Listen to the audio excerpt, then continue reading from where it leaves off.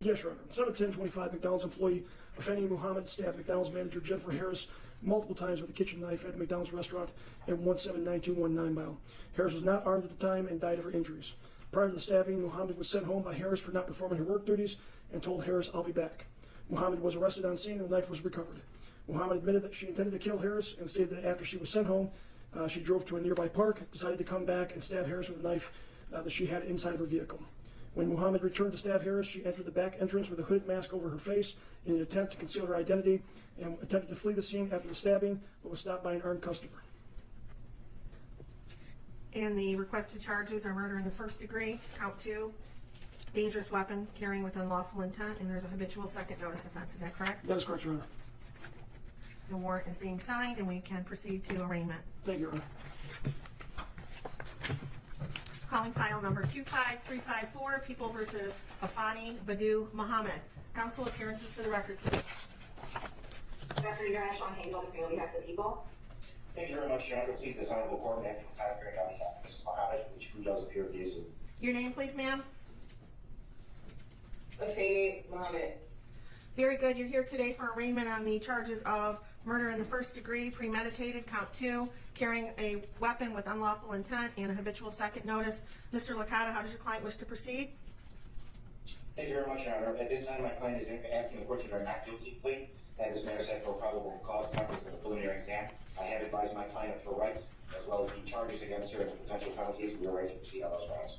Very good. Ma'am, do you understand the nature of the charges against you to your satisfaction after talking to your attorney? Yes.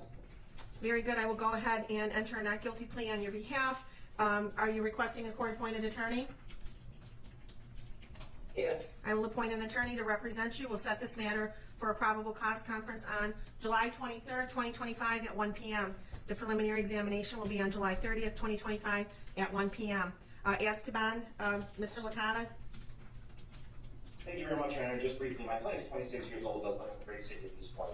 Your Honor, my client is a high school graduate. In fact, is actually taking some online classes for college for a physical therapy degree. Your Honor, there are some disturbing facts in this particular matter, but there are facts that haven't been brought out yet, and my client is extremely anxious to have those facts brought to light during the pendency of this case. She was in an extremely abusive relationship that was not only mental but physical, that involved alcohol issues, which is where the habitual second stems from, and her prior record. Your Honor, my client is a helpful person. She's a giving person. She's actually is credited with saving a life because of a 60-year-old who had skin cancer that she may go to the doctor to find out that that's exactly what it was, and that person is doing extremely well right now. I understand the facts that have been laid out today in the warrant, but at this time, Your Honor, we are asking the court to consider a bond in this manner that is appropriate, that my client can meet so that she can meet with her attorneys and prepare her defense in this manner. Thank you. Thank you. On behalf of the people. Yes, thank you, Your Honor. Pursuant to court rule, the court is well within its authority to grant no bond involving any case involving murder. In this case, we are requesting no bond for this defendant. Also provided within the court rules are certain factors for this court to consider when determining whether to grant any bond at all, and in this case, we are requesting no bonds that indicate. First of all, the court can consider whether or not this defendant is a threat to the community. She entered a public building with other individuals, other employees that were present. She produced a weapon that was a knife longer than 3 inches, and she stabbed the victim multiple times, up to possibly as many as 15 times, eventually causing her death. There were other employees that were present at the time, some of which attempted to help the victim after the stabbing occurred. That alone is enough to show that there is a threat to the community. She then ran from the building to her vehicle, presumably with the intent to flee from the scene. She was stopped by a helpful bystander. You're also able to consider the likelihood of conviction in this case, given the facts as laid out by Detective Showers and the information that the prosecutors have reviewed in order to charge this defendant. There is a very high likelihood of conviction. And then finally, the defendant does have a prior instance of at least one that I'm aware that involved a stabbing, similar obviously to the stabbing that occurred in this case involving a knife. So given all of those factors, and given the fact that this court does have authority to give no bond to defendants charged with murder, I am asking at this time for no bond in this case. Thank you, counsel.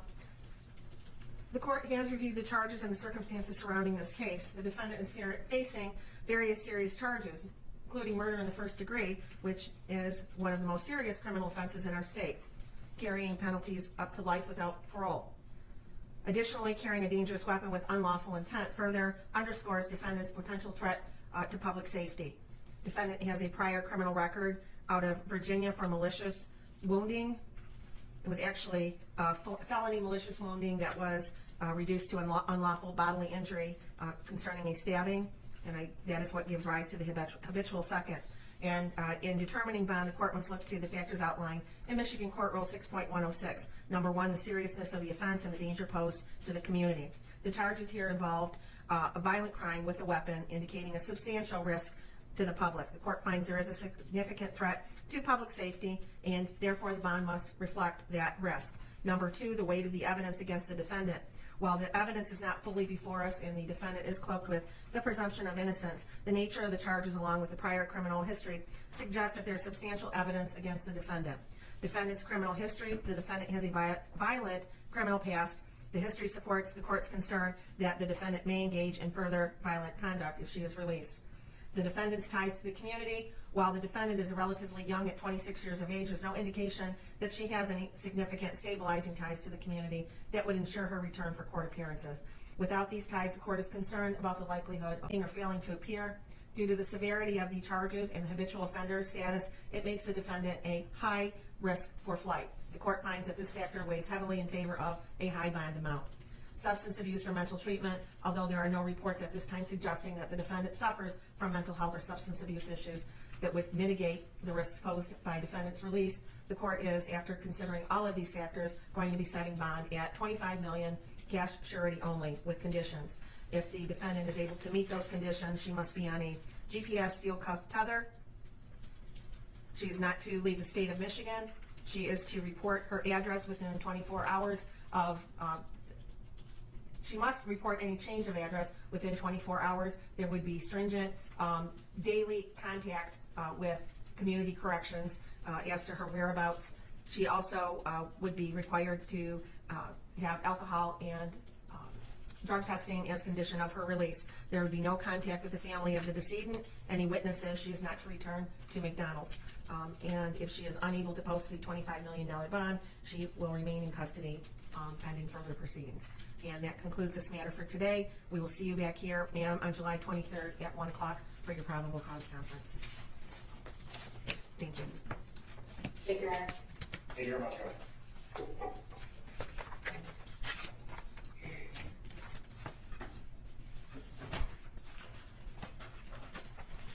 You're all set, ma'am.